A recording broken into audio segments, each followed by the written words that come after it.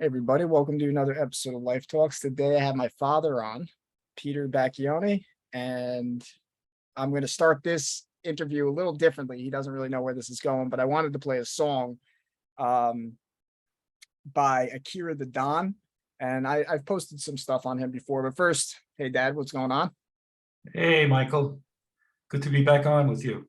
Glad to have you on. I always enjoy our conversation. So I'm going to play this for you, and then I wanted to get your feedback from it. And it's something that really I listen to from time to time, and I think it's very powerful. So it's about 4 minutes long. So if you can't, if you have any trouble hearing it, let me know. One way of conceptualizing yourself is that you're one speck of dust among 7 billion. And when you conceptualize yourself that way, you might think, well, what difference does it make what I say or do? And that's actually quite convenient for you, because if it doesn't matter what you say or do, then you don't have any responsibility and you can do whatever you want. The price you pay for that is a bit of nihilism, but if you don't have to shoulder any responsibility, that's a small price to pay. The other way of looking at it, and this is actually the accurate way of looking at it, is that you're in a network. You're a node in a network. And so you can do a little bit of arithmetic very rapidly and just figure out how powerful you are. You know 1,000 people. They know 1,000 people. That means that you're one person away from 1 million people and 2 persons away from 1 billion people. And you're the center of that network. And now the way networks work is that information propagates in a network manner. So don't underestimate the power of your speech. Don't underestimate the power of truth. There's nothing more powerful. Tell the truth. Tell the truth. Tell the truth. Tell the truth. Tell the truth. Tell the truth. Everybody's still wrong. That's the start. Tell the truth. What do we have to say? Tell the truth. Tell the truth. Tell the truth. Tell the truth. Everybody's still wrong. Now, in order to speak what you might regard as the truth, you have to let go of the outcome. You have to think, all right, I'm going to say what I think, stupid as I am, biased as I am, ignorant as I am. I'm going to state what I think as clearly as I can, and I'm going to live with the consequences no matter what they are. Now, the reason you think that, that's an element of faith. The idea is that nothing brings a better world into being than the stated truth. Now, you might have to pay a price for that, but that's fine. You're going to pay a price for every bloody thing you do and everything you don't do. You don't get to choose to not pay a price. You get to choose which poison you're going to take. That's it. Tell the truth. Tell the truth. Tell the truth. Tell the truth. Tell the truth. Tell the truth. Please don't lie. That's a start. Tell the truth. Tell the truth. Tell the truth. Tell the truth. Tell the truth. Tell the truth. Please don't lie. That's a start. It's almost impossible to provide people with enough protection so that they feel safe and safe. Okay, so we'll address that directly. It's no things and it never will be. But the thing you got to keep in mind is that it's even less things not to speak.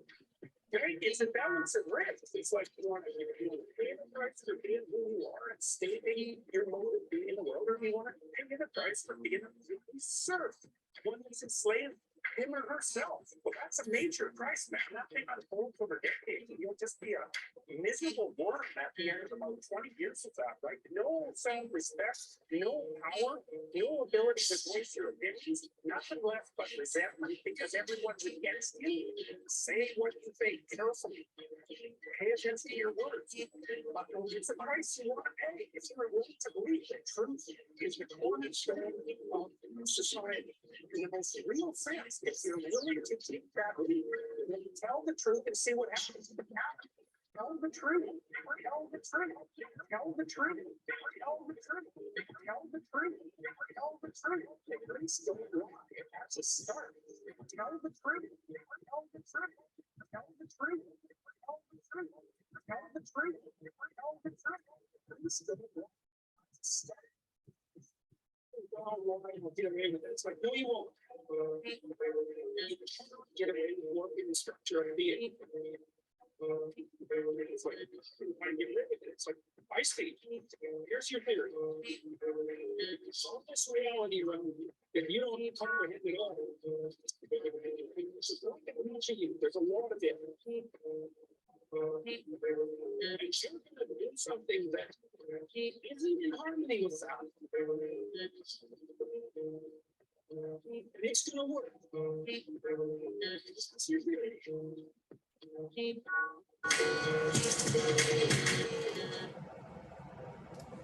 So that's it. My dog passed out on this. So what did you think of that, first of all?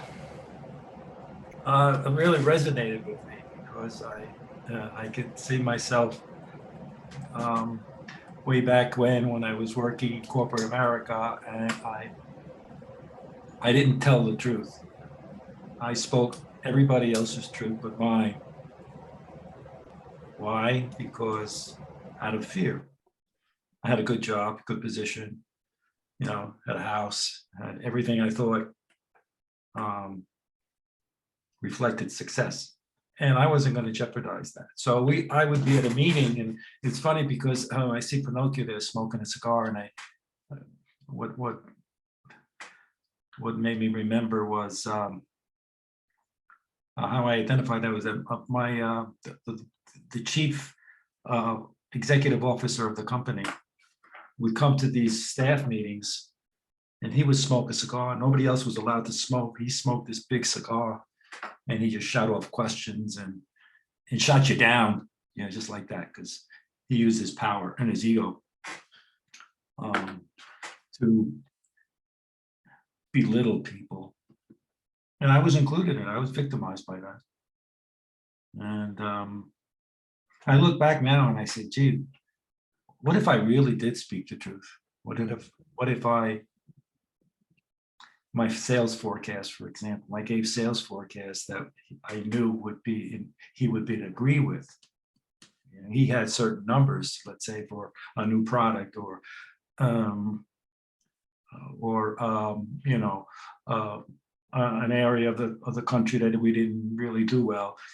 And if you gave him a number that you thought was true, was realistic, he would go after you, you know, and make you feel that, you know, if you didn't increase your estimate to what he believed was the estimate, that your job was on the line. Hmm. So I said what I thought he wanted to hear, and I said what I thought my boss wanted to hear. So I was always on guard, and I was always afraid to say and do the wrong thing for fear of losing what I thought was important. Mm. Yeah. So I can realize, but then I look back and I say to myself, what if I said, you know what? I can give you any number you want, but I'm going to give you the true number. And this is what it is. And then take the chance. So, all right, he can do what he wants. He can fire me, but that's okay, because I still have myself. So I was insecure. I was afraid. Didn't believe in myself enough to tell my truth. Yeah. I think it's interesting you use that word insecure, right? Because I've been reflecting on that. I have a book from Alan Watts we both enjoy. It's called The Wisdom of Insecurity. Yeah, I saw that. Yeah, and you know, I think the way to be fully secure is to be fully insecure. In other words, you own your weaknesses, you know, in the sense that if you have an anger issue, worst thing you can do is say, I'm not angry. Pretend as if you don't. You can fool some eventually, but eventually it will come out. Eventually it will get to the point where it'll come out in different ways. But it's interesting you say that with your old boss, because I just put out a video. I don't know if you saw it. Lamb, Wolf, and Lion. Yeah. So did you resonate with that? No, but yes, I did. But I didn't see the video. I spoke to you about it.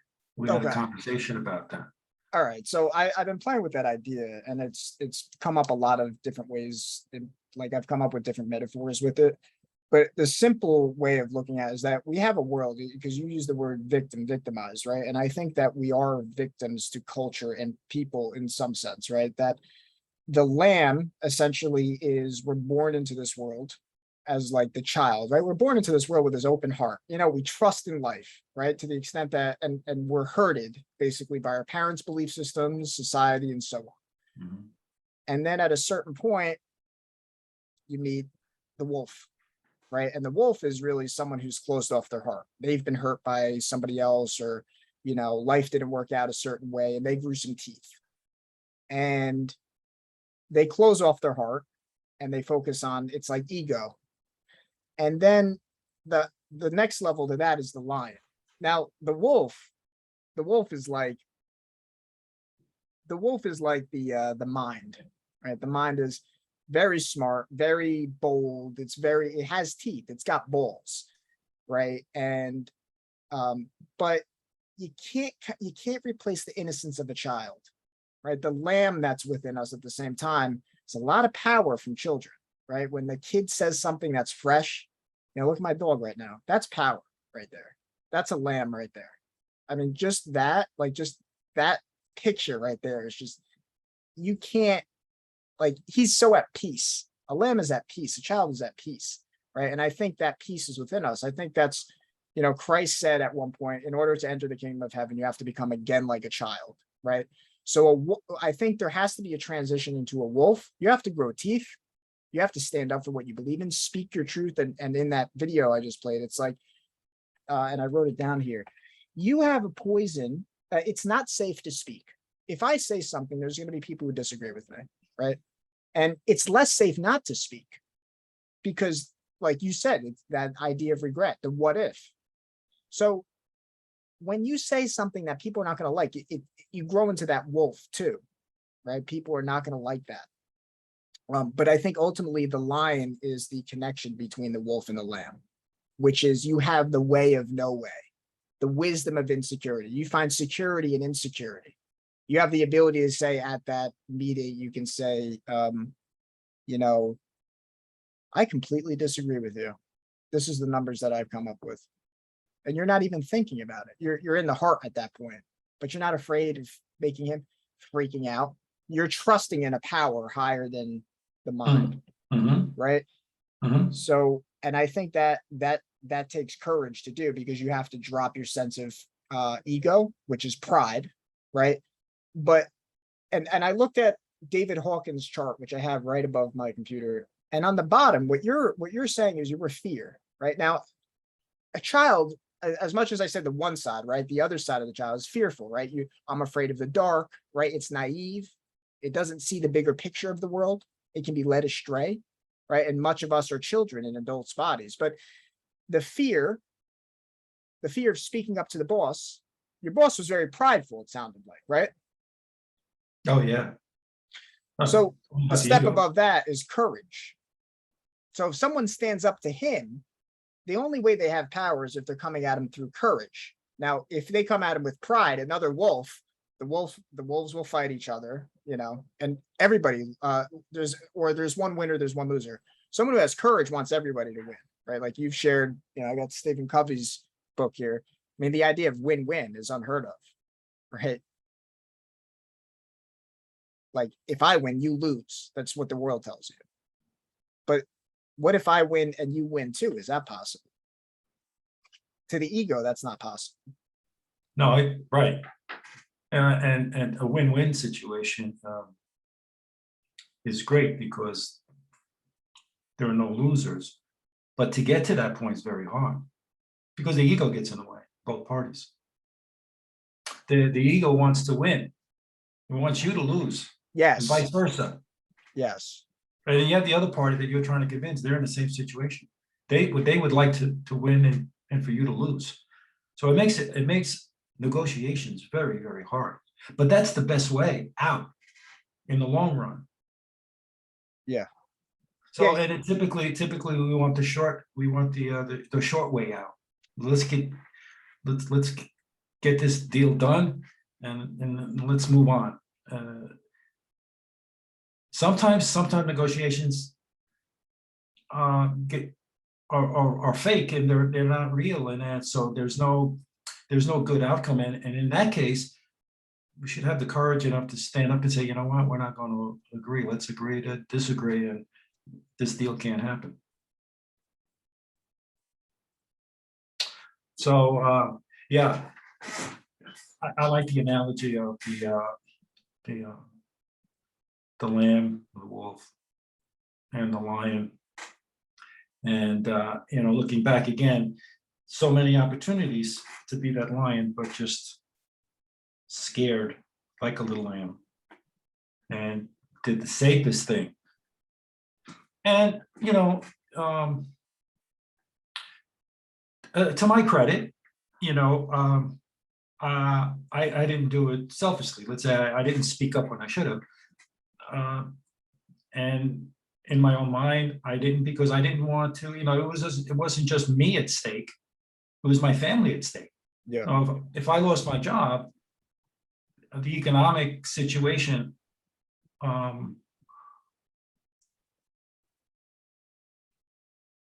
is not, wasn't just affecting me, it was affecting my whole family. Yeah. We have a nice house, we lived well, we lived in a good neighborhood, we had a car, we had material things, we could travel, we could do the nice things that we all wanted.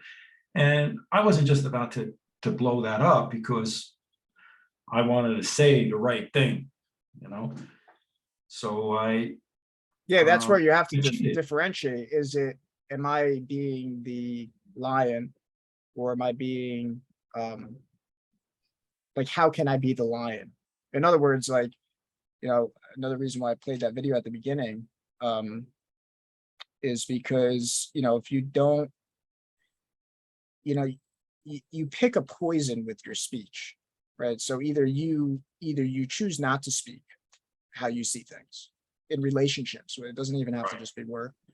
Right. Or you choose not to. We talk about this a lot, right? If you have a problem with somebody, do you swallow your pride and just not say anything? Or do you speak the truth as you see it? And, I think, again, this is why it's really been resonating with me, this idea that we are dealing with the world, right? And I think majority of it is lambs, which is why I've kind of, when I speak with you on the phone, I have like this warrior mentality. Let's go, let's take it all down, right? Like, and I have that fire, because to me, we need more lions, and a lion truly, when he confronts problems, recognizes the weak lamb within himself and the wolf within him. He has the capacity to offend people. That's like, no matter what you say, you're gonna make enemies. Now, if you don't, you have to weigh it, right? But in your situation, like you have a family and all that, and but I also think that I think the ultimate act of faith is trusting to integrate both of those parts. You have to have the ability to speak the truth, and trusting that if you speak, you can't, like Christ said, you can't serve two gods, right? Either you trust, it's really that simple. It really comes down to two things, and how you maneuver it. Ultimately, I'm not saying don't, speak your truth, get fired. That's not what I'm saying. What I'm saying is, if the end goal is not truth and trust and faith, trusting in yourself to grow into that, to do those things that are uncomfortable, then by default, you're serving the world, you're serving Satan, right? Whatever word you want to use, right? You're trying to protect yourself. And the more you protect yourself, the more that you suffer, right? And I think your life reflected that too. You said, you know what? I want to go back to school. I want to help people. I want to have a vocation of the heart. I want to, and as you started speaking the truth as you saw it, right? Right. The old saying is to thine own self be true. Yeah. You grow up, and no one gives you this information. No one gives you the opportunity to think about your life and your options. And you come into this world, and you have your parents, and you have society, whether it's in school or church or whatever, and everybody's basically telling you how to live your life. And so you wind up being somebody that is not true to yourself. You wind up being somebody else. So that's really the first step, is to find out who you are. What are your principles? What do you stand for? How do you do that? But by first being authentic with yourself. Doing work that fulfills you, for example, not doing work because it's going to make you a lot of money. It's doing work that comes from your heart, so then that you can then take that and do good with it. Now, how do you decide what is good? You know, because someone can say, well, I make a lot of money, and for me, it's good. I just, I take care of my own. It's like, this is what I think, because my good is different from your good. Right. And what does that mean? The heart, right? Like, because I agree with you. I'm just saying, because for me, I'm trying to speak to the listener, someone who says, because younger me would be like, oh, it comes from the heart. What does that mean? It comes from the heart. Well, it means that in other words, what would you do? What would you do in this life that truly brings fulfillment, that Good word. gives you meaning, that when you're doing it, you're in a flow state. You're not conscious of the time. You're not conscious, okay, it's 3 o'clock. I got 2 more hours to go here before 5 o'clock, and I can exit and be done with this day. It's something that it energizes you. It's spiritual. It's hard to put into words. You can't put it into words. It's something that just drives you, and you don't even know why. So how do you get to that? Well, your upbringing is so important. Your parents play a big role with that, to help you develop into a person that really gives you a place where you're secure in making your own decisions, for example, and helps you learn to become independent, responsible a person. What better gift can a parent give, rather than, oh, okay, you're going to be a lawyer because we have a tradition of being lawyers in our family, so you're going to be the next lawyer. I mean, you don't even have a decision as to what you want to do with your life. Now, how do you balance that with someone who says, as you've said to me too, right? Well, you got to pay the bills, right? And I think because, again, applying the analogy of the lamb and the lion, right? I see lamb as weakness, right? There's a weakness there. There's naivety. Yeah. Kids aren't going out making money, right? Kid wants to be anything, right? And I think that ties into what you're saying, in a sense, right? The kid will say, I want to be a fireman. He's not saying that because he even knows the salary. He's saying it because it's like, oh, that's something he wants to do. Right. Now the wolf sees the real world as it is. The wolf says, you got to make money to live in this world. You can't live on sunshine and rainbows and, Peter Pan.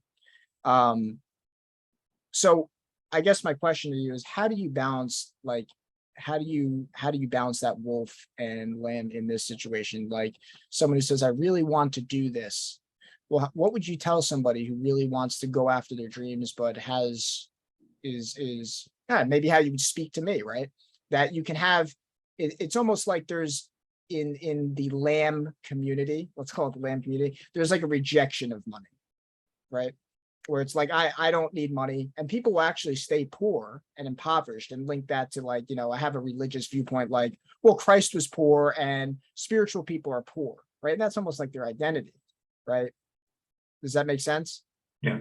Well, the way I would answer that is, you have to trust that the universe, let's say, or God, or however you see your spiritual source, that will take you to where you need to go. You have to have the trust that you will have the resources that you need to have the life that you want. Eckhart Tolle,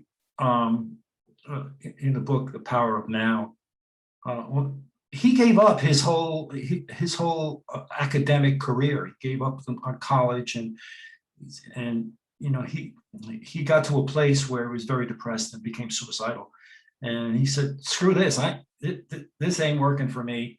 And what did he wind up doing? He wound up living in the park, and he slept nights on the bench. the park Yeah, and bench. I remember you were And- saying with that, he said that Yeah. he realized there's two of him, right?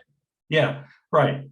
Who is that Exactly. self that doesn't want to live with me? Because he got suicidal to a point. Yeah, I right. don't want to live with myself. What is that self? Yeah, when he recognized that he was more than just the self, that he was the I am, they call it. So he got to the point where he gave up the academic life, and he gave it away, and he didn't know where he was going to get food for the next day. And so he continued day in and day out. Sometimes he would only have one meal a day. And people then started to flock to him. People kind of questioned him and why he was doing whatever he was doing. And they came to him, and the numbers grew to a point where he became a spiritual advisor. And with that, he became very popular. He wrote a couple, 3 books, I think. And that now you can't get a hold of him. He's so popular, and money's never been an object. But he'd be the first one to tell you that it's not the money that drives him. But he got the money and the fame, even though he didn't even look for it. He just followed his truth. So what I'm saying is that don't choose. Don't choose whether you make money or you're going to do life's work. How many artists, how many recording artists, painting artists, authors never really made it big, and they never made big money, but they lived a life of meaning. And how much is that worth? They wouldn't give it up for all the money in the world, because they have what they found, their very own truth. And there's nothing like that. And we're here for a purpose. We look for the purpose in our life. The purpose, we're already here. We already have our purpose. We just have to discover it. We have to see that it's within ourselves. Yeah, I think that's how you raise the best generation is internal truth. Yeah, I think the best father, the best teacher is the one who gets you to look within yourself. I think that's a really strong skill. That's hard to do, because take a look Yeah. at our society. Look, our society is designed to to produce people that are all the same. You go to school, public school, it's the same curriculum. Doesn't matter what your interests are. It's rubber stamping. You become a rubber stamp, just like anybody else. And then you graduate and you go to high school and you go to college. Alan Watts talks about this, and you think you've made it into this world, this material world, and so if you become so-called successful, and now you're 40 or 50 years old, and you've reached your peak, and then before you know it, it's time for retirement, and you've missed the opportunity to truly live your very life. So don't miss the opportunity. Find your truth. How do you do that? Learn what really resonates with you. Try to be more present. What draws you? Is it music? Is it art? Whatever the case might be. Be open to it. Listen, look, as opposed to letting the mind take over, which is more ego-based, comes from the world. Yeah, and then I think it also is on top of that. I mean, at least for me, it's consistency. Like the idea of I wanted to make a podcast, and I just did. And then I just keep making videos now, and I'm going to keep making videos and just keep making videos and just keep, Right. expressing these ideas. Even though I don't see it to fruition, it's kind of trusting the process and having these conversations with more and more people, and working your ass off on it. I find myself working more and more on this now. And I think that I really do believe you can't work your ass off unless you love it. And if you love it, you have the ability to work your ass off. I think even more so. Well, when if you were- love it, does it really work? Yeah, well, it's very true. And that's not to say, I guess, because I hear the pushback in my own mind and people listening, right? Because the pushback is like, well, it's all nice, but you gotta like, I think you can work like a beast if you love it. Like, I think you can work amazing right, hours, right, exactly. like, because Yeah. you're not going to like everything about it. Like, there's certain things I don't like about this. I have to reach out to certain people. Like, there's, you know, booking things and then scheduling and then, you know, having to network. Networking is not like, you have to keep doing these different things. And then,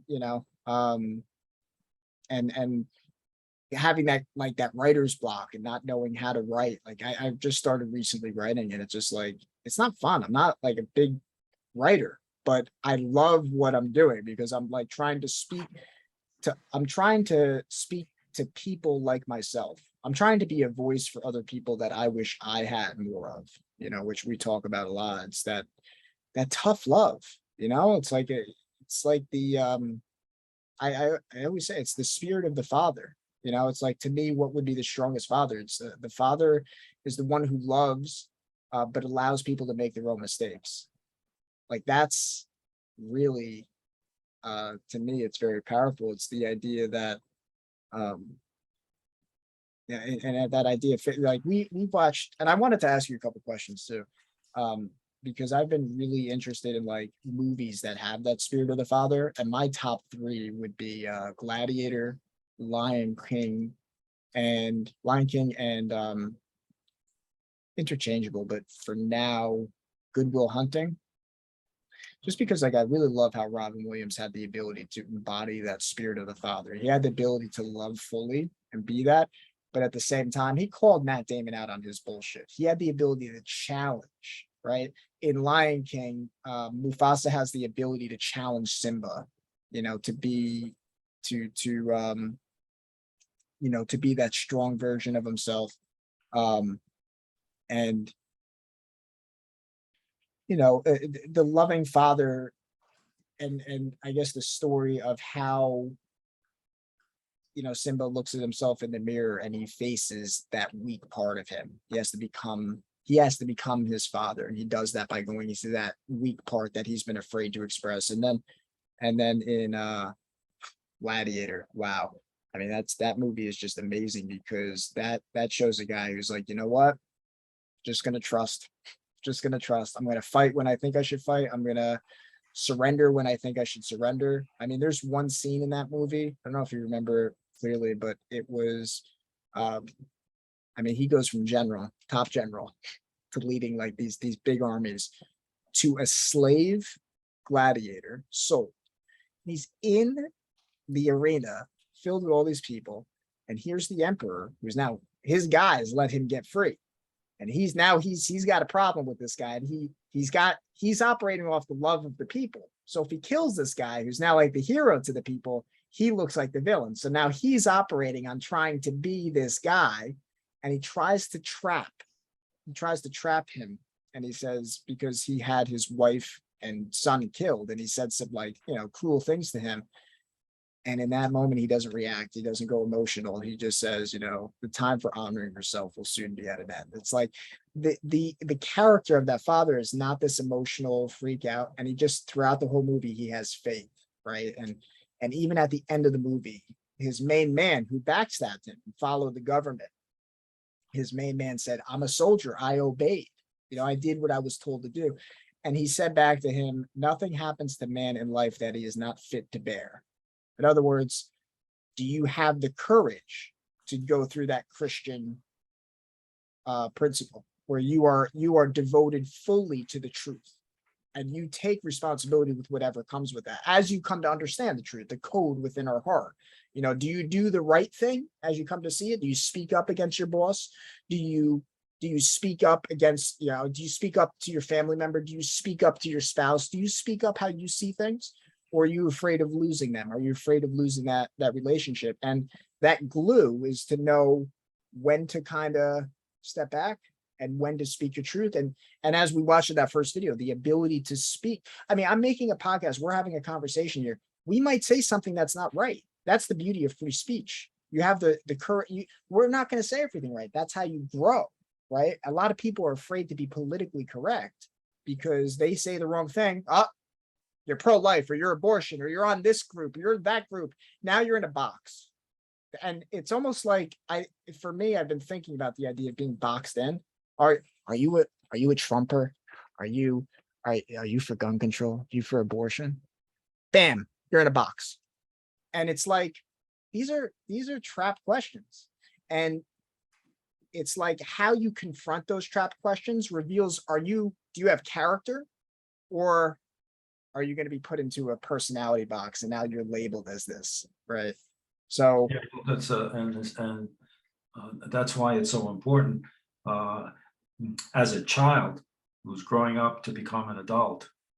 It's so important for that child to learn what he's made of, or what she's made of, by developing those principles that they're willing to stand for, that represents who they really uh, who they represent, not to be what their parents want them to yeah, be or what society wants them to be.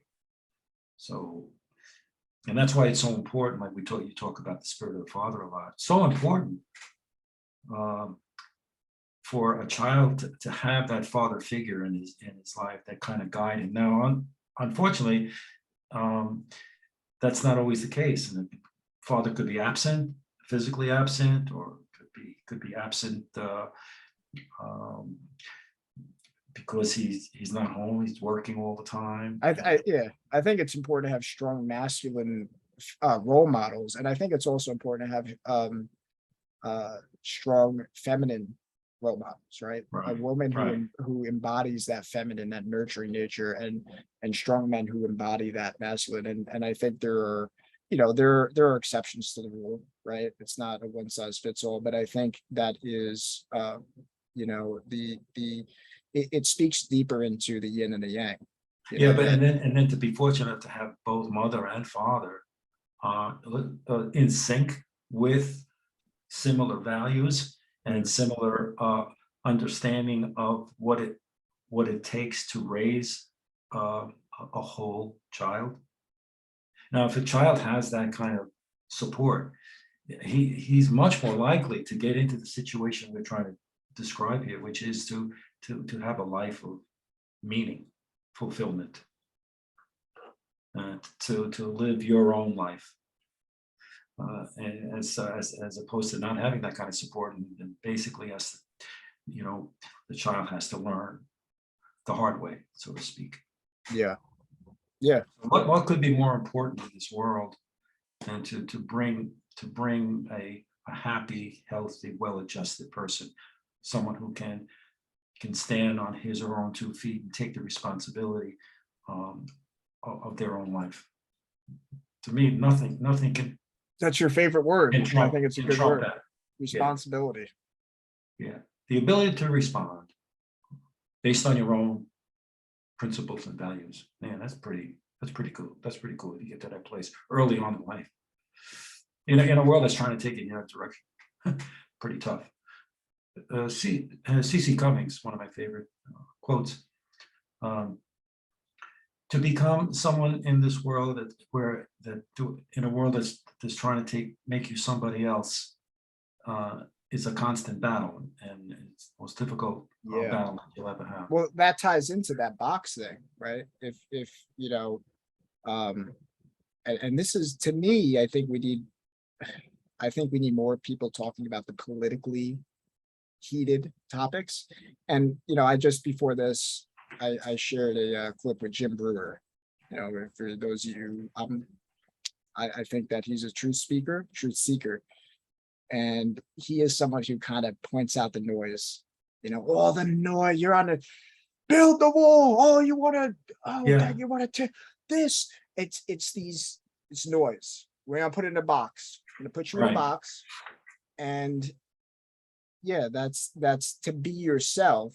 And I think capital S self, or in alignment with God, is to not fall into those traps. Right, and to be the Because courage to stand up, to get up, stand up, and be counted for. yeah, And if you have fears, to overcome those fears, because that's going to develop your confidence. It's going to develop the confidence that you need to move forward, to become truly yourself. I remember, for example, I had a fear of speaking, like many people do, and So the way I overcame that is I spoke in front of people. I was a lecturer in church, became a lecturer. Really hard to do that in front of congregation now. Now I'm a lecturer, I'm speaking. It was really difficult at the beginning. But as I kept doing it, my confidence grew. And to the point where I remember at one point giving doing a reading in Italian, because that was another challenge for me. And I did that was 100%. But it was so. Wait, where did you read in fulfilling. Italian? Huh? Where did you read in Italian? Oh, it was at a mass. I forget where it was. It was in the church. If it was in, I don't know if it was in Patterson. It was in another place, and I forget what the celebration was, Were there but there were Italian a people lot of there? Italian people there. And so the priest Nice. said, "Hey, why don't you do it?" And I said, "Okay." I didn't. I stumbled and stuff. So did but- you read it in English and translate it as you're reading in English to Italian? No, I actually read it. I was read it Italian. in Italian. I Okay. read it, and then I read it in Italian, right? And so that was, and then, I mean, I grew from that, and I'm not afraid now to speak to. If I had to speak to 100,000 people, it's not a problem for me because I know I can do it. So you overcome your fear by doing it, facing your fear, and just doing it. And that's What's that your helps you, you know. what's your view on Christianity? Where do you agree with it? Where do you think it goes off the rails? Because I'll share my view on it first. Because I kind of resonated with both yours and mom's view on the church, which is mom was much more into the church, I think, and I look at it from a truly neutral standpoint.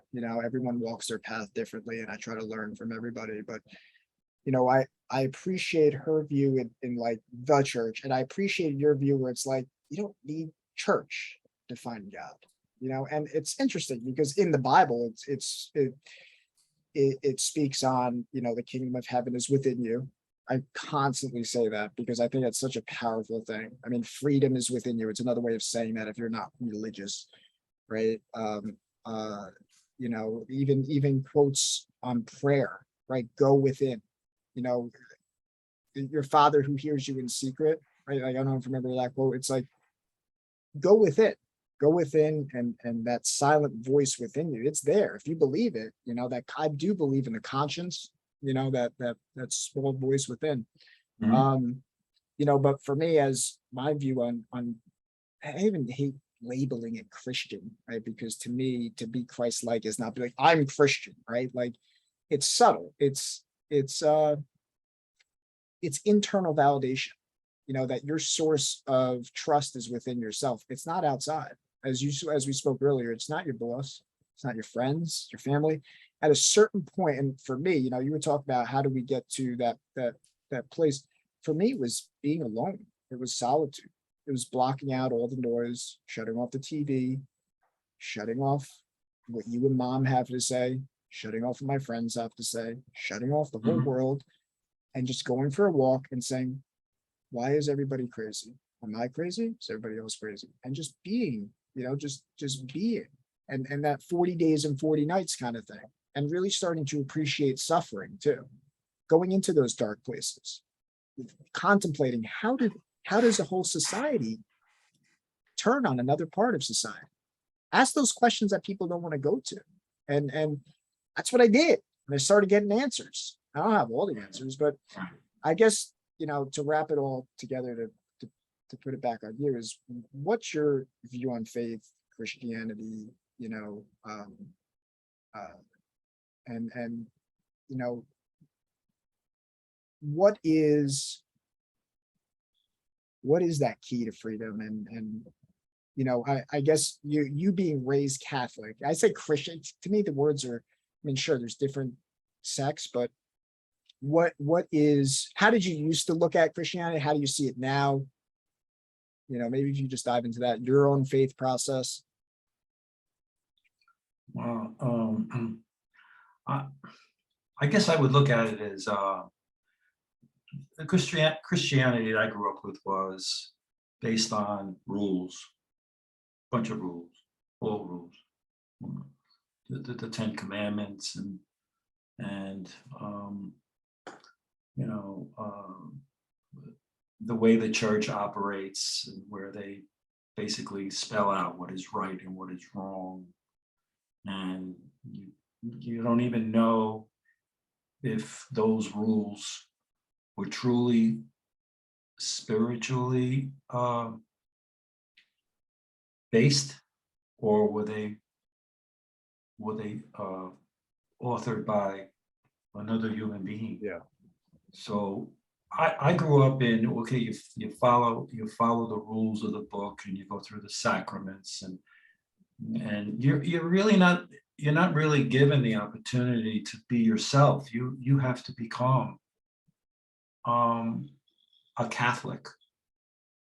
You talked about being boxed in. You're boxed in. And if you're not a Catholic, then you don't have an opportunity to go to heaven. Wow. Mhm. You know, so how dare you look into other religions, for example, or other sources of spirituality. That's basically how this fear-based mentality.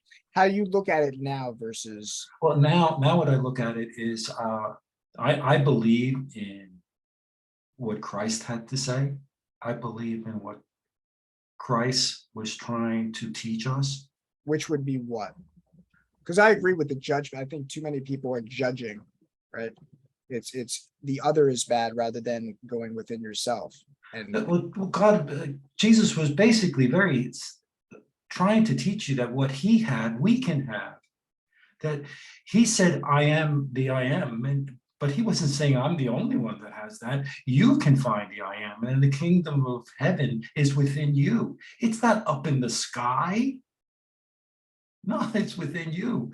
yeah, it's not in the church. It's not in, it's not the teacher. It's not trust in God, not in man, right? Right, exactly. So he was basically trying to teach us to be what you and I just discussed here this past hours, to be true to ourselves, to live the truth. And he showed us how to do that in many ways, how many examples, and the way that he lived his life.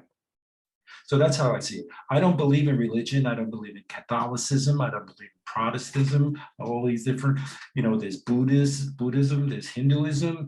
There's all sorts of different philosophies, and everybody has their own theories on what life is supposed to be about. And so, for me, I believe in the Christian way of life as Jesus showed us. Yeah. Yeah. And I've reflected because I've seen, growing up, I always kind of resonated with the hippie version of Christ. And Yeah. now it's shifted, as you've heard in our conversations, like there's a lot of really powerful lines in there. And it's like, one is, well, I actually just read it to you. Let's see.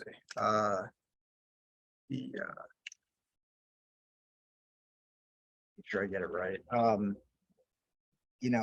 Like where we associate Christ with peace, but he says this line.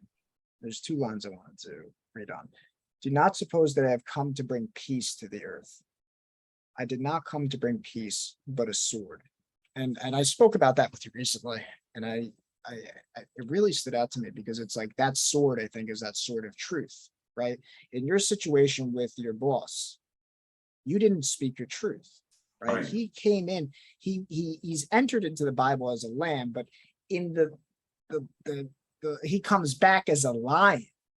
Right. Now, I'm going to, and what's happened, I think, is a lot of people have become the guy with the cigar, the wolves, right? Not to say the cigar, people could smoke a cigar and not be a wolf. The whole point is that it's when you tap into that wolf and you almost use the wolf to, as he did, right? He pointed out hypocrites. He's like, oh, you're all hypocrites. You're selling in the church. Yeah. You're all full of hypocrites. To me, Christ today would be speaking out against people who are in these institutions. He would be on the forefront calling Right, out someone who's Christian, someone who's right. in different businesses. He would Yeah. have the, he would Who use the world. supposedly are the ones that are represent the church. Yes, yes, Right? and there's plenty. It doesn't matter if you Look at the put on a robe. organization. What would Yes, he say about the organization? yeah, You take a look at the Catholic Church from a business standpoint. yeah, My God, take a look at all the properties that the Catholic Church has. Just that alone, what could that be worth? yeah, Yeah, and all the pomps and circumstance. If you take a look at the cardinals and the Vatican and all that, and what would Jesus say about yeah, that? Here we have all these poor people that we're supposed to be serving and helping, and yeah. meanwhile, how do you reconcile all these riches with the poor of the world? And I'd say two things to that. One is you're absolutely right. And the other is what's sad too is, and it makes me think of the quote, you have to test people's spirits. To me, what makes a man is you, again, going into that courage of the lion, you Yeah, get to test, is someone else a lion by how you interact with them? Because I yeah, think it's sad because I'm sure there's plenty of priests out there who are good in the same way yeah, that right. our Yeah, yeah, institutions, right? Our yeah, for sure, schools have for sure, collapsed. The things that they're teaching are not even alignment with like for what we should be sure. teaching. You should be focused on being an engineer. What are you going to give back to the world? Not these other foolish things that try to divide us in different ways. Right. But that's the thing is it's the institution that's the issue. It's the different Yeah, institutions. exactly. But I think there are good people in these institutions Yeah, who are still doing the right absolutely. things How because can I they think function?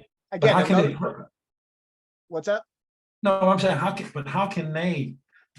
can they do justice to the flock? Yeah. So Based on all the restrictions and the structure and the rules that they have to live with. yeah, And, that, for example, a priest can't get married today. And yet he's in many cases, the advisor to family. mm, So that we kind of tie their hands, so to speak. We put them in shackles and say, go out and serve the world. Well, how do you serve the world if you yourself can't speak on the live? experience of it. Yeah, right. You can't live. What were you saying? It's hard for, let's say, a priest in the Catholic system, at least, to truly to be of service if they haven't lived the life of their parishioners. How can they relate to them? Yeah, it's interesting. I mean, that's the thing with like, I think that's the problem too with institution. Let's take it away from the church for a second, because I think, many things that Christ said, I think, I don't remember the exact quote, but this is something I do believe. I think these institutions will continue to collapse, right? The news, the media, all these things, and something else comes out of them. It always does. Things rise, they fall, and we're in the fall now. What comes out of it, I think, is very good, but it can be a rough transition. But the taking it away from that, I think it's a global issue. Either you are running at internal validation or you're running on external validation. If you're running on internal validation, you can have faith in the midst of chaos. If you're running on external validation, you're screwed, right? Nobody's going to come on TV. Nobody's going to come out of the shadows and say, hey, you know what? This is the answer. This is the path for your life, and it's all going to be okay, right? Like you said it before too. Christ is not out there. It's within you, Yeah, right? exactly. And you'll know you by your fruits. Are you Right. afraid? Do you get pulled into?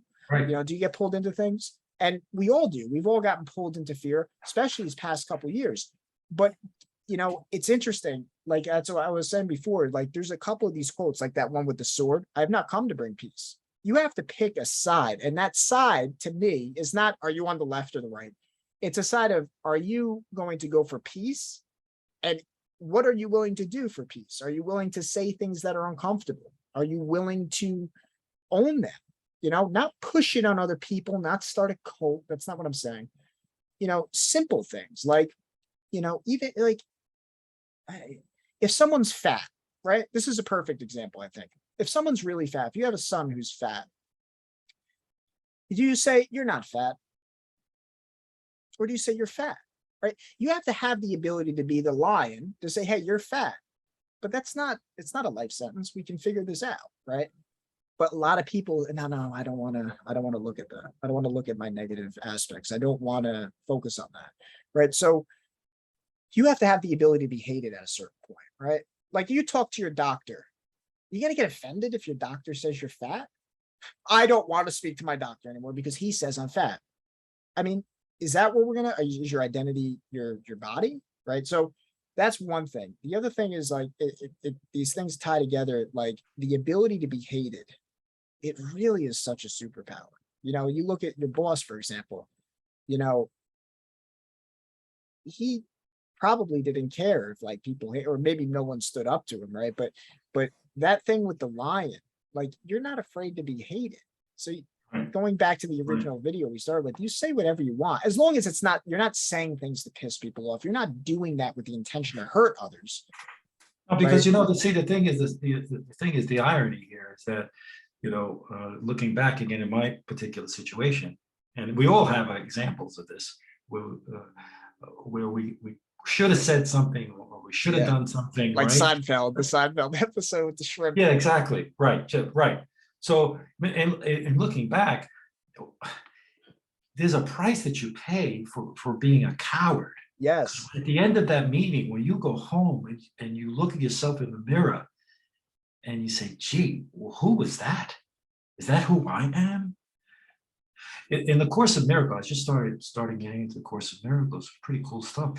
Right in the beginning, the author basically suggests is, you know what? If you just simply purify this whole Course of Miracles, it's very simple. You either operate out of fear or you operate out of love. Every decision that you make could be based on fear, out of love. If it's based on fear, you know where that's coming from. It's totally ego-based. If it's based on love, it's your truth, it's your spirit. You decide, and that's a good barometer. If you're basing your decisions on fear, what's really going on with you? You really haven't found your truth yet. You need to do some work there. Yeah, and that's that difference between this is why I keep coming back in our conversations with what is the truth. And it's hard, as you said earlier, it's really hard to articulate that. The best I can really, because I've thought about this recently, it's like a song, right? Like your song might be different than mine, but our songs, they either rhyme or they don't. A song either has melody, harmony, tone, and it flows, or it doesn't. And if it doesn't, then I don't think you're in line with the truth. And I think that's what's happening. That's good. We're trying to normalize, for example, that the fat example. For me, it was porn, right? For me, that was the thing that was my weakness. Why can't I integrate this part of me that is like, it's the, you know, the shame and the guilt of toxic masculinity, the things that we're telling men today. Yeah. To me, it's wrong. It's not, it's good to be a man, right? It's not good to be, you know, a psychopath or hurt people, right? But there's toxic masculinity. And if there's toxic masculinity, there's toxic femininity, right? So we're going to have to like break these barriers of you know, what would be the truth. And that the truth to me is very important, because if your truth is, well, I don't want to have melody and I don't want to have flow and I want to live fat, it doesn't mean you can't do that. Right. You can. Right. That's fine. And suffer. Right. That's okay. There's nothing. Right. I don't think anybody should impose their will on how other people should live. I think that's, to me, that's my enemy. To me, my enemy is, to me, my philosophy is live and let live. But if you tell me how to live my life, then you become infringing on freedom. And then it's the ability to confront that without hating the person. It's almost like if you have a son who's going the wrong way, right? If you have a son who is overweight, or your son is an alcoholic, the worst thing that you could do, I think, is say, stop drinking alcohol. You quote Gabor Mate a lot, right? Mm-hmm. Not why the pain. Right. Why the pain? Right. Yeah, why are you affected? I love that. By So I think that healing comes from the ability to listen to people, but again, it's to me, it's that balance. And I think we need more strong men to say, hey, this is how I see it. But I don't hate, I can see the world differently than you, but not hate you. Yeah, well, exactly. Right. So that, we talk about what makes up a real man. It's not the macho. It's not playing a role. It's being true to yourself and living your life with integrity. You talk about the song, being into that melody, getting into that melody, which is you can't even, you just become part of it. It's like a dance. You know, you could go into a dance and learn the foxtrot. This is, you put your left foot right and your left hair there, and you got, so you go into the dance floor, you try to follow that way, or you can simply go with the music, and all of a sudden you're swept up with the music, and you're dancing with the flow of the music. That's it. Yeah. See, that's what something I think it's really true. Like, see, that's the objective truth. To me, if there is the truth, you're either in flow or you're not in flow. Yeah. Right? Yeah, right. But that's a truth, right? And either you're in alignment, and that's the way the world works, right? If I'm selfish, it's going to come back to me. Yeah. Right? I can operate and say my truth is selfish. It's a dog eat dog world. I'm just going to look out for myself. But that truth isn't in harmony with life. Yeah. That's going to come back to me. Maybe not now, maybe not later. Yeah. Now that's one of the truths. Now we have a whole bunch of different in alignment with that truth. Now, you know, I think also that's where people get struggled. I've been really reflecting on the difference between joy, which you used the word before, I wrote it down, fulfillment, flow, and meaning. Now, joy is spontaneous. Happiness is connected with desire. Once I get that thing, then I'll be happy. And people say, I want to be happy. Don't I just want to be happy? What the fuck does that mean? Do you want to be happy or do you want to be fulfilled? Because if you want to be happy, I'll just give you $1 million right now. I'll just give you all these things and you'll be happy. Like people say you're not going to be happy if you get $1 million and full of shit, but you won't be fulfilled because I just gave you a source of dopamine, right? I can give you the girl of your dreams, or I can give you, you know, alcohol. I can give you whatever you want, food. I can give it all to you, but eventually that's going to fade. You're going to need more of it. What is that? And that to me is the heart. So I got 2 questions. Last thing, and then I'll let you go because I know we're at about an hour here. Easy. I asked you a question before and then we went another route, but what are your 3 favorite movies and why? And then I had a question about your parents. Oh, wait. Say what? What are your 3 favorite movies and why? And I wanted to ask you a question about your parents afterwards, and then, you know, and then we'll the 3 best movies is The Godfather is number 1 by a huge amount. Why? But why? Because I love the I don't like the exaggerated form of family, but I do like the traditional form of family. To me, it works. What do you mean exaggerated form of family? Exaggerated was where there's no, I mean, there's no boundaries almost, but with the family, that, you know, it's the family is above all, even if you have to go kill other people. Yeah. Okay. So how do I say it? It's more, it's traditional. It's not malicious. It's not a maliciousness. I'm having difficulty explaining it, but yeah, I got it. It's not like lock your wife in the lock your wife in the house, but exactly. Like the nurture. Right, you would like your wife to be subordinate, right? Not to that extent, right? You would beat her, like because I think a lot of men did do that, and I think that connects with why there's a lot of resentment for that now, especially in the world. But that doesn't constitute all men, because there's plenty of men who worked their ass off, provided for their family, didn't beat their wives, and they worked in harmony. Yeah. Exactly, right. So better. You said it better than I can. So. But yeah, so there's the idea of family and how it can really work, where the man is the head of the household, but the woman is in charge of taking care of the domestic sides and taking care of the kids and raising them and so forth. I love that idea, which is basically being lost from what I can see for the most part. But so anyhow, I love that movie. And the other movie that I love too was Sensible Woman with Al Pacino, and I absolutely love that movie, especially towards the end of the movie, where he stands up for that kid that was put in a very precarious situation, and he stood up for him. He stood up and that's the lion. That's the courage to speak, call out bullshit. Yeah, exactly right. And how many times we have the opportunity to do that, and Yeah. So good. And the other one is Good Will Hunting. To Yeah. me, is third favorite movie that I have. Because many times we talk about what is a good counselor about, and Robin Williams really portrayed the essence of a good counselor who was able to relate to another human being, and to be listened to, be able to listen to that other person in their situation, and to be able to at the same time stand up for his own integrity.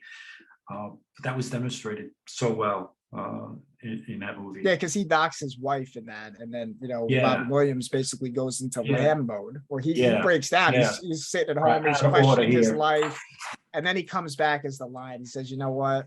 Yeah. That's it. You're a scared shitless kid," because Matt Damon is the wolf in that. He's like, "Yeah, you guys are all full of shit." He's smart. Right. He's smart. He knows. He's very, very smart in the movie. There's a scene where he's talking to the girl. He gets the girl. Yeah, But he out of order. Because wait a minute here, now you're completely out of order. You stepped over the line with me. Now you're going to deal with me as a person here. Yeah, Let's scene get with that the straightened bench. out before we go further. Yeah, that was beautiful. Where he basically said the whole thing. You may know all these things in the book, again, all that. Right. But you've never been in the Sistine Chapel. Yeah. You've never had a woman Yeah. in your bed who you were absolutely in love with. Yeah, exactly. Yeah. That's what we were talking about before about the priests. Now, I'm not knocking the priests in general, but they haven't lived the life of a family person. Well, yeah, and that's the idea of there's this is something that stood out to me with Christianity. There's the letter of the law and the spirit of the law. The same can be applied again across all different institutions. There's plenty of teachers, there's plenty of priests, there's plenty of people. They're just Right. reading the Bible. Oh, okay. Here we go. Read the Bible. Christ himself, he has a quote, which I absolutely love. I think about it all the time, is that he says, you read the script, and there's different variations of it, but the heart of it is what's important. You read the scriptures daily. This is Christ speaking. You read the scriptures daily, and then you think you have life. Yeah. He's saying the book doesn't do anything for you. It can be pointing, and I think it is. But if you think the book has the power, and that's what institutions have become. Well, you're going to get a degree and then you're going to have a job. No, it's the other way around. You have to know what you want in your heart, and then a degree can be a pathway to that, right? Yeah. That's the key. But a lot of people now, they say, once I get the degree, then I'll make money. Wow, wrong way of going about it, in my opinion. So those are the top three. They're really good. I think you made me think of Son of a Woman again. I think I watch that one again. You put me on that one, and that last scene is wow. Oh God, yeah, watch it again and then again. Yeah, how about the dance scene? Absolutely, all time. Here he is. He picks up this girl. He's blind, and he shows how to do the tango. Wow, cool. Yeah, he was my hero in that movie. Yeah, it was good.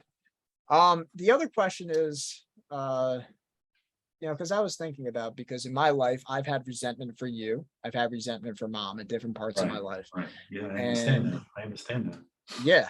And in the same way, I've resolved that, because I look at it through the lens like, hey, you were trying to figure out just like I'm trying to figure it out. And you know what? I'm blessed in two ways. One, to recognize that and forgive that.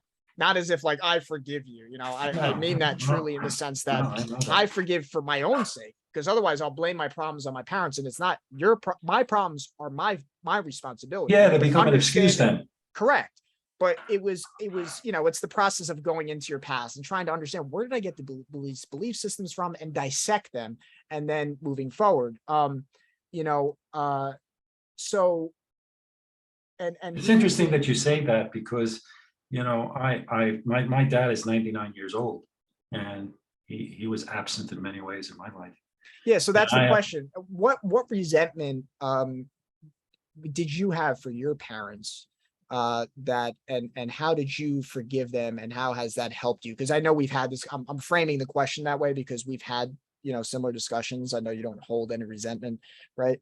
Because I think a lot of people resent their father, they resent their mother. There's a thing in the Bible that says, honor your mother and your father. Well, how do you do that if someone's an alcoholic, right? How do you love your father or your mother if they're alcoholic, or they have these vices and you picked up them and you have resentment? What were the resentment that you had for your mother and father, and how did you come to accept that and not judge it? you know? I'm gonna give you the short answer because that I think could be a topic unto itself that could lead into a Sure. whole discussion. Sure. But my resentment mostly to my dad because he was not really present in my life the way I needed him to be. We never did anything. He and I. He wasn't there for me when I needed advice. And so I grew up with trying to figure it out on my own, and it's really hard to figure it out on your own without having an example, without having a book or something, especially when you have your own family, you know. And so there was a lot of resentment there, and I never felt the love from my dad. You know, he never couldn't express "I love you," or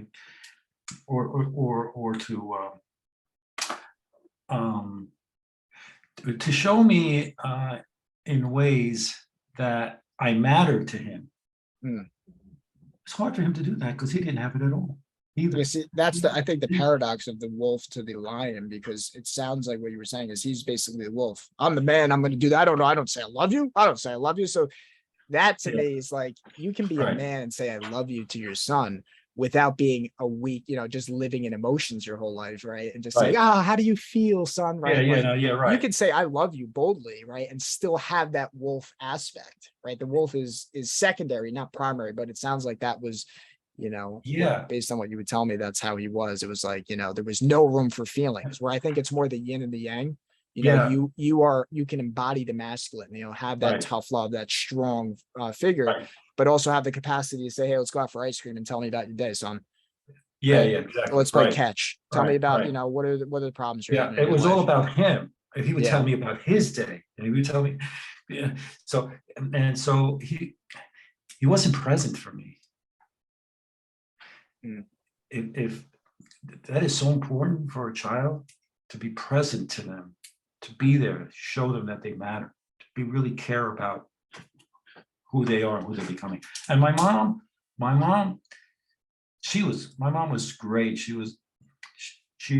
loved me in her own way. She would tell me that. She would express that in so many ways. She would buy me gifts, surprise me with money when I needed it. She had a great heart, but in her own way, could be very manipulative, and again, she wouldn't really develop her own.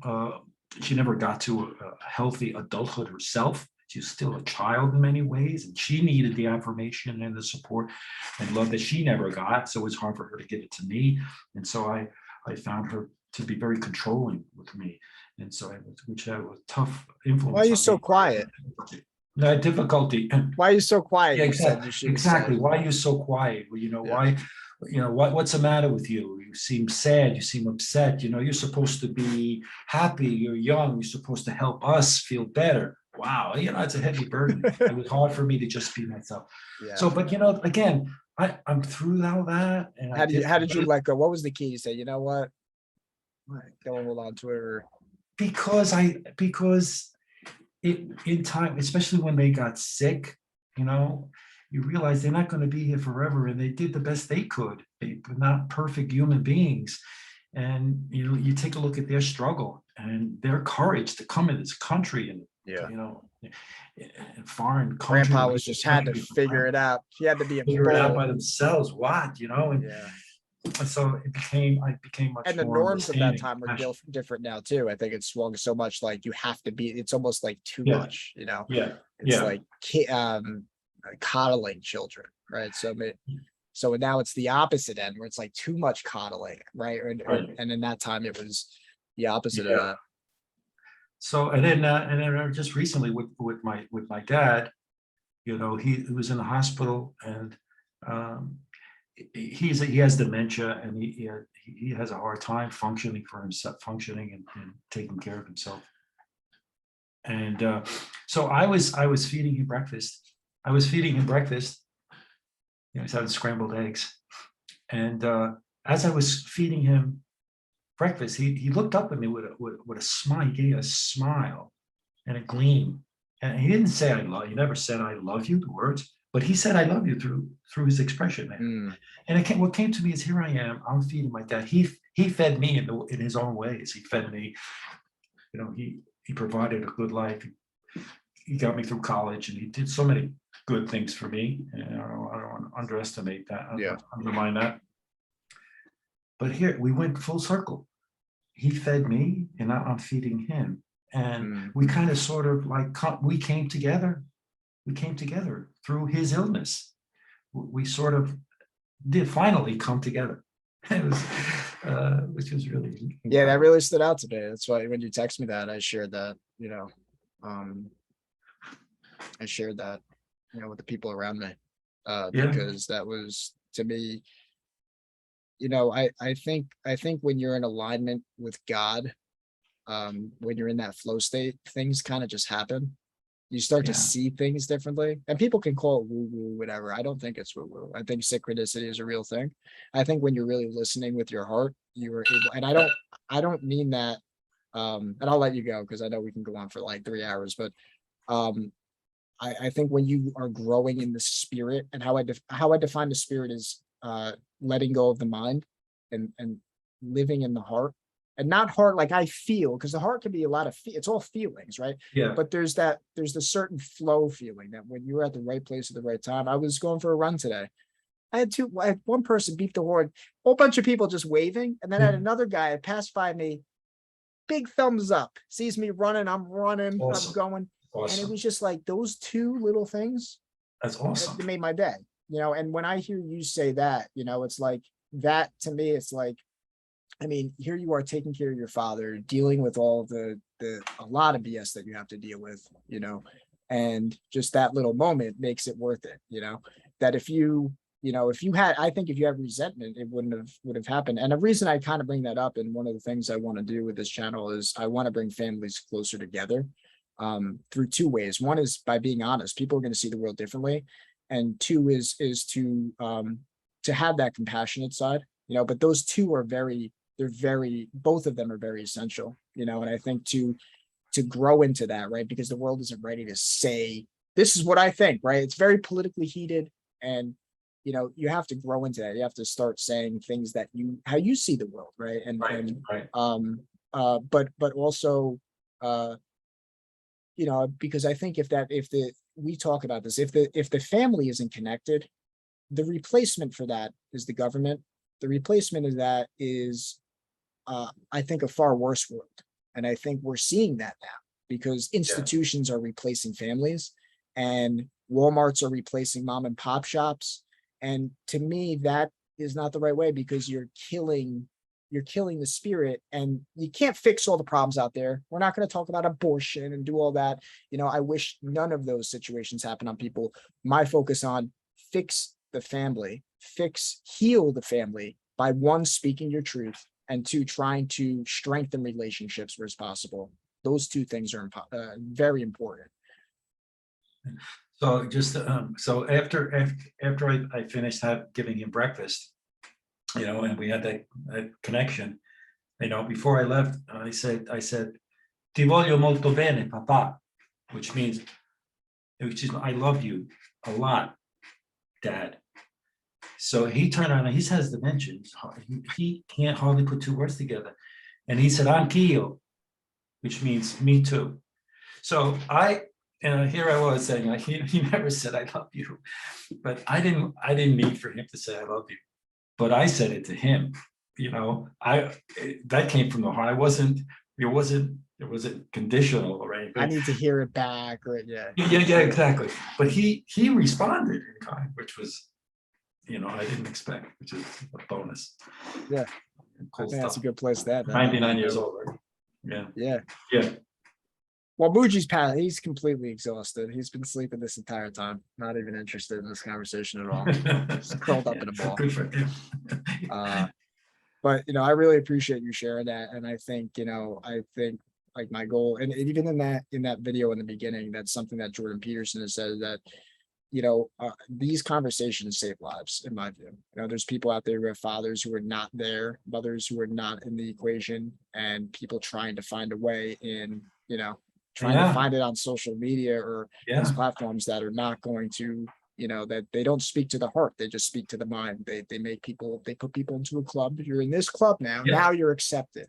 Your acceptance comes from within yourself, you know, and to truly grow in that, I think it's a blessing if you can see it. And I hope to be a beacon for you and the other people that I have on here that see what I see, that they may see that within themselves.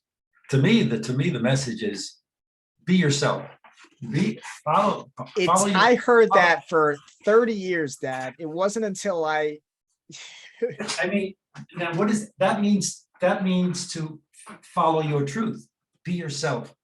And if you don't know what that is, then find it. Find it, because that's the golden key. I think you find it in the ugly place. I really Maybe. do. Yeah, and That's Pinocchio. Pinocchio, he looks in the darkness, right? As Jordan Peterson, he looks into the belly of the whale. That's where he finds his father. The darkest place that he doesn't want to look. Where are you in? That's why we said earlier, the insecurity of wisdom, the wisdom of insecurity. Yeah. Who in the has present moment, don't Yes. close your eyes. Be awake. Yeah, because You don't know. Yeah, you don't know what's going to be put in your If you're path. sleeping, you're gonna miss it. Yeah, Right. you miss opportunities that in front of you all the It's time. like you're looking all over and you want to do this and you want to do that. Meanwhile, you're passing opportunities right in I front want of to say this. This is funny. Yesterday, just want to talk about. Say, I just saw my neighbor. Right now, last night. Sometimes we sit outside and we talk to neighbors and all that, and he says he's referring to the neighbors as the dog's dad. Right. So I'm Muji's dad. He was calling me Muji's dad. The other guy's Joe Schmo's dad. And I thought it was hysterical. He was referring to all these different people as dads. So I walk out this morning and I see him. And I said, his dog's Angela. So I said, good morning, Angela's dad. And he laughed. He said, good morning, Muji's dad. We walked by. Come back. I came back like an hour and a half later. He's walking out of his house and I'm passing him again. I said, wow, we timed that perfectly, didn't we? And he said, yes, we did. Then I walked back inside. These synchronicity moments are when you're in flow. And, you know, I think you're absolutely right with the presence. I mean, that on top of having the courage to speak your darkness, having the courage to say, what are you ashamed of? Are you overweight? Are you weak? Are you afraid to talk? Like your situation, you know, someone who's in a board meeting every day and they're not speaking how they see it. They're not speaking the numbers, and in their heart, they're not trying to cause conflict. They're just saying, I see it differently. So you have to go to that dark place, and also, you know, in your free time, go to that flow state, the presence. For me, it's running. It's the gym that's helped me with my flow. That's right. Yeah. We only get one shot at it. Yeah. All right. Sounds good. So thanks for coming on, Dad. My pleasure. Look forward to the next one. Take care.